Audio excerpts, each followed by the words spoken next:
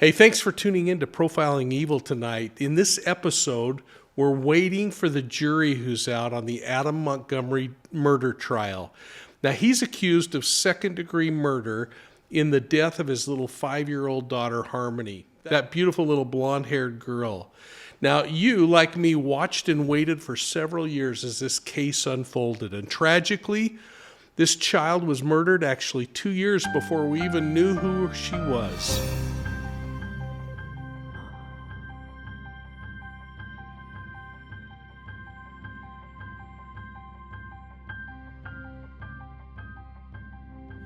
Well, thanks for tuning in to Profiling Evil, and this episode as we wait for the jury to come back in the Adam Montgomery murder trial. He's accused of second-degree murder in the death of his little 5-year-old daughter, Harmony. You, like me, watched and waited for several years as this case has unfolded. But what's tragic to me is this child was murdered 2 years before we ever even knew her name. I think there's been a lot of finger pointing in this case, and I continue to wonder how on earth this little child could have fallen through the cracks like she did. It now appears that this slow, grinding wheel of criminal justice is about to come to an end now. So please make sure you're hitting that like and subscribe button, and please share Profiling Evil with your friends. Now listen, personally, I think the prosecution has done a great job in this case. From the very get-go, they've been direct and at times forceful in advocating for little Harmony. I think we were all a little bit surprised when Adam Montgomery changed his plea and accepted responsibility not only for witness tampering, but for abuse of a corpse. Can you imagine? That corpse was his little 5-year-old daughter. I still can't look at the photographs of this kid without feeling a great sense of emotion, this kind of boiling up inside of me, wishing that somebody would have been her advocate when she was being brutalized by the one person that should have been her protector, her father. Now, I say this rather bluntly because there's evidence that I think is overwhelmingly supportive that Adam Montgomery beat Harmony to death, including that evidence that came from his wife, Kayla, where she talked about him beating her and about witnessing the murder. In my opinion, this is the first major reason why Adam Montgomery is going to be convicted of murder. He admitted to witness tampering, and he admitted to trying to hide, most successfully, I must admit, Harmony's body. Now, the way in which he accomplished it is really horrible to think about, but let's be very clear. Adam Montgomery didn't admit to that piece of the puzzle because he's a good guy or that he's trying to be honest. The strategy of the defense clearly has been to put all the blame on the mother, Kayla, stepmother, by saying, hey, I did this, but I would never do that, commit murder. Well, it seems that the strategy that the defense played, and in my opinion played poorly, has fallen apart. I feel really bad for the defense attorneys. Could you imagine representing a guy who doesn't even care enough to show up for court on his own? In fact, I spoke about this on Court TV the other night and gave this reason of why I believe Adam Montgomery wasn't showing up for court. Let's watch. Our final comment comes from Susan. Susan says the defense is getting desperate, and it shows in trying to get Kayla's testimony thrown out. And once again, Adam is not in court, and that shows he is scared to show up. Quickly, in 20 or 30 seconds or so, Mike King, final thoughts on this case, and do you think he'll take the stand tomorrow? Well, I love David's comment. A Hail Mary is needed at this point for him. So, yeah, I wouldn't be a bit surprised if he doesn't take the stand. But here's the thing that I keep thinking of over and over again, and that is that the reason he's not showing up also is that he has absolute disdain for authority and the criminal justice system. Well, the next big reason that I think Adam Montgomery is going to be convicted of this crime comes from the forms of admission made. Not a confession, but an admission. You'll recall when his friend Travis Beach took the stand that he remembered Montgomery telling him that he had really messed up. Of course, he was dropping the F-bomb like crazy, as everyone did through this trial. I guess because that's the way Adam talked. But apparently Adam reiterated time and time again that he made a terrible mistake. He described Adam as pacing back and forth and looking completely out of control as he tried to tell Beach what happened without telling Beach what happened. I thought the prosecution handled this piece of testimony magnificently when the prosecutor reminded the jury that Adam Montgomery said, "I effed up."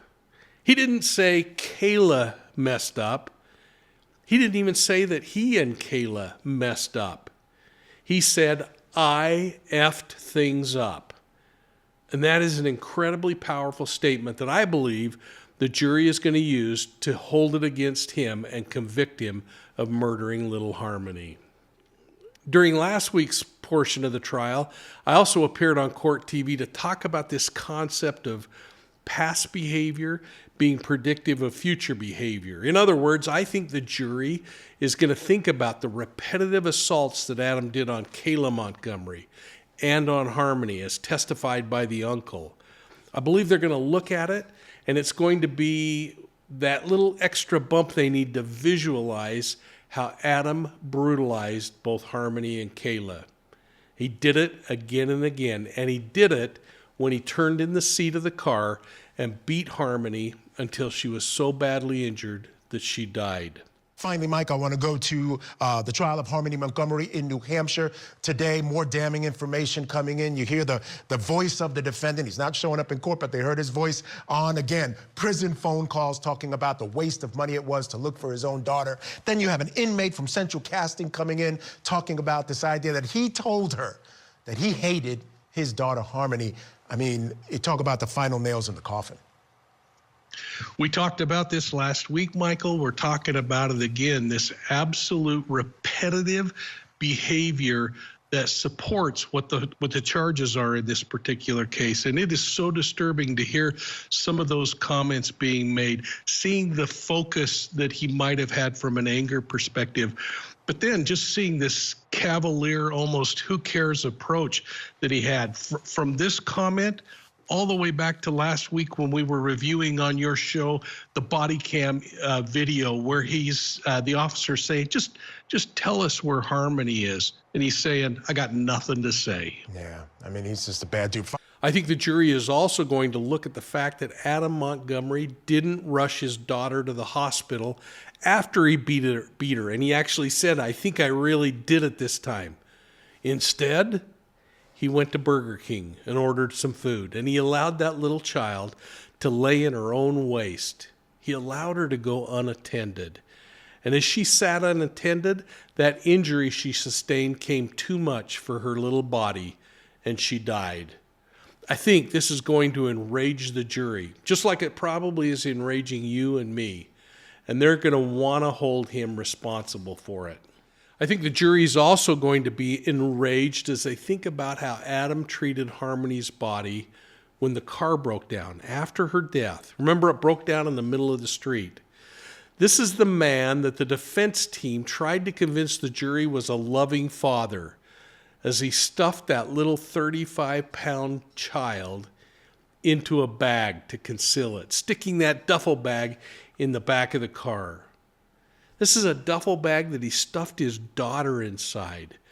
And that wasn't enough. He then later tried to hide it by the dumpsters at the Colonial Village where he was staying in a vehicle that he borrowed from a friend. This is the guy that the defense is trying to convince the jury was a loving father, who then stuffed Harmony's body in a small little cooler and later put her body in and out of the Portland Pie Company freezer, hoping to slow down the decomposition and get rid of the smell that people were complaining about.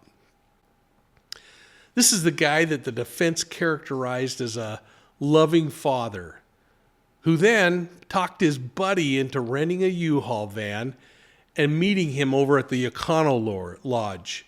Now, you got to keep in mind that all along the way, he's trying to get rid of Harmony's body slowly, defrosting her in the shower, trying to disintegrate her body with lye and with possibly, get this, a food processor. At one point, he must have been putting so much down the sink and the drains that it plugged the plumbing to the place where they were staying, and he had to wait as a guy came in and snaked that line trying to clear it out. That guy described Adam Montgomery as pacing back and forth nervously, and I suspect he was, if he was thinking about the fact that somebody could have discovered that little child's body parts inside the plumbing. Well, police did discover the hiding place in the ceiling where Harmony's body was stuffed and allowed to decompose. In fact, it was so bad at times people were complaining when the heat came on. It left body fluids throughout the tiles. And in there, law enforcement was able to recover enough to confirm that it was Harmony's DNA. Now, he can make all the excuses he'd like, but it also came out in court that his bloody print was also recovered in the home where those body fluids had been leaking. This is the guy who the defense tried to put across as a loving father that had his buddy rent a van, and then he drove to several locations where it's believed he was disposing body parts. Now, we discussed this and several of the options surrounding this on Court TV, and I thought I'd just share that with you. Mike King, you know, you try to get inside the mind of someone like Adam Montgomery, and it would make sense that you would go somewhere that you are familiar. Someplace, oh yeah, I know that. I know what I can do. I know where we can get rid of this bag. I know where we can dispose of this, and no one will ever find it. What are your thoughts tonight, Mike, on all of this? I think you're hitting the nail on the head, Vinny, and that is that a predator is going to pick a place that they think they can go and do whatever it is they're planning on doing, disposing of a body in this particular case, and be able to do it without somebody stumbling across them. And think about how hard that is to get to an area where somebody just doesn't happen to be glumping along on the same dirt road or in that same area that you are. But as Bob was describing that, and especially the fact that this is a marsh-covered area, and there are roads going over bodies of water that are constantly moving based on tidal influence, it's a great way to think about why he might select that location. And I love maps, and as you put those maps up, it really got my brain going pretty quickly, because I did a little computation on my own before we got on, and this is an hour and 8-minute drive from where he started to get out to that point. And that van was taken for a whole lot longer than that. So you start thinking not only about all the disorganization that was going on with Montgomery before this day, but all of the disorganization that was probably going on as he was driving and trying to figure out if in fact he was out there to dump a body or pieces of a body. Where am I going to do this without somebody picking me up? King, we're talking about water searches here and the state of the remains of Harmony Montgomery. What are your thoughts there about what you're actually looking for in the water at that point? I think we have to take into account that if everything we're hearing is true, that there was a process of allowing this child to decompose over several months, even with the idea that maybe there was some freezing during the day and not at night, that much of the body fluids that dogs would alert on and other kinds of things are probably gone. And then if we believe the stories about the lie and the attempts to break this body down even further, then it's getting even tougher, Vinny. And you know, we've talked about cases that I've been able to work on where we've recovered bodies that have been in rivers for even a short amount of time. Finding skeletal remains in the bottom of a marsh or a river is going to be next to impossible, because those bones will settle into the silt and they'll disappear as the currents move things around.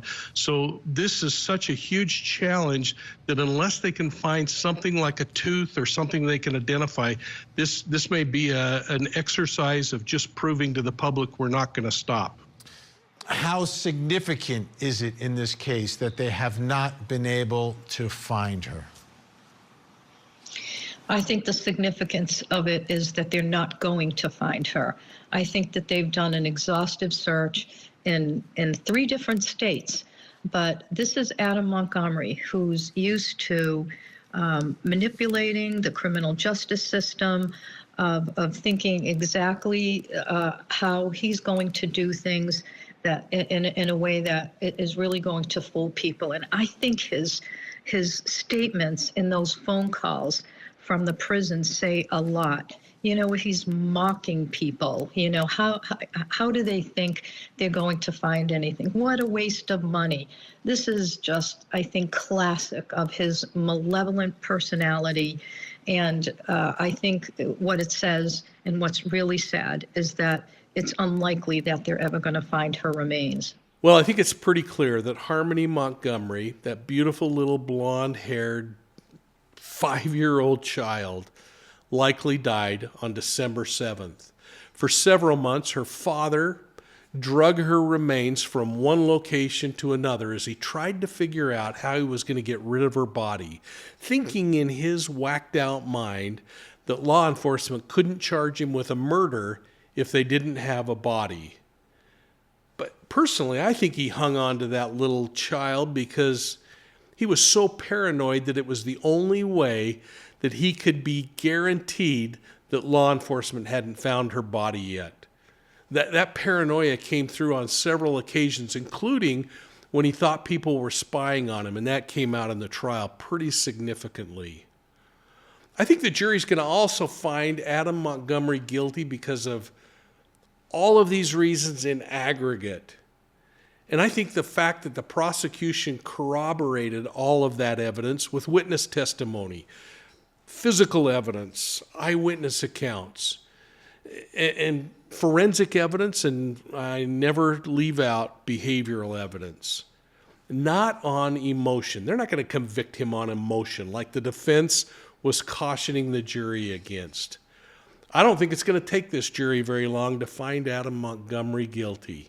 And I'd be interested in your thoughts. And I hope you'll put them down below. And I hope you'll take time to respond to each other. And boy, this is a heavy-duty topic, so be kind to each other. And make sure you're hitting that like and subscribe button and that you're joining the Profiling Evil family. Remember that you can find us on Facebook, Instagram, YouTube, and Twitter.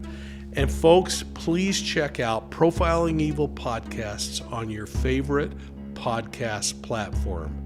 Hey, I've been out in Colorado City today doing some interviews as part of my Fundamentalist Friday series. Please make sure you're tuned in and getting the notifications on those as I release each of this 12-part series. It's where I'm digging into the FLDS Fundamentalist Church out in Hilldale, Utah, and Colorado City, Arizona. So don't miss this one, and tune in to choir practice. Hey, thanks for your support, and we'll see you soon at the next crime scene.